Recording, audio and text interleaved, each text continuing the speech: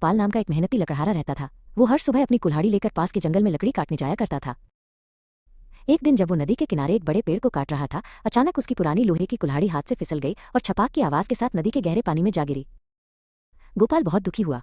उसकी आजीविका उसी कुल्हाड़ी पर निर्भर थी। वो नदी के किनारे बैठ गया और अपनी कुल्हाड़ी के लिए रोने लगा। तभी एक अद्भुत प्रकाश के साथ नदी से जल देवता प्रकट हुए। उनके हाथ में एक चमकती हुई सोने की कुल्हाड़ी थी। जल देवता ने गोपाल से पूछा, प्रिय लकड़हारे, क्या ये सोने की कुल्हाड़ी तुम्हारी है? गोपाल ने कुल्हाड़ी को देखा और ईमानदारी से कहा, नहीं महाराज, ये मेरी कुल्हाड़ी नहीं है। मेरी कुल्हाड़ी तो पुरानी और लोहे की थी। जल देवता मुस्कुराए और फिर से नदी में डुबकी लगाई। इस बार वे एक चांदी की कुल्हाड़ी लेकर बाहर आए। उन्होंने फिर पूछा, क्या ये तुम्हारी कुल्हाड़ी है?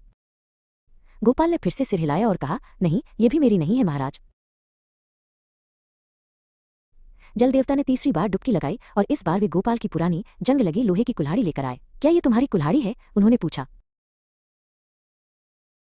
गोपाल की आंखें चमक उठीं। हाँ महाराज, यही मेरी कुल्हाड़ी है। बहुत बहुत धन्यवाद।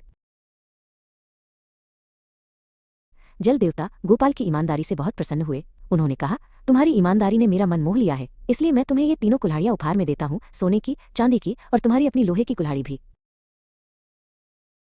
गोपाल बहुत खुश हुआ और उसने जल देवता को धन्यवाद दिया। वो समझ गया कि ईमानदारी का फल हमेशा मीठा होता है।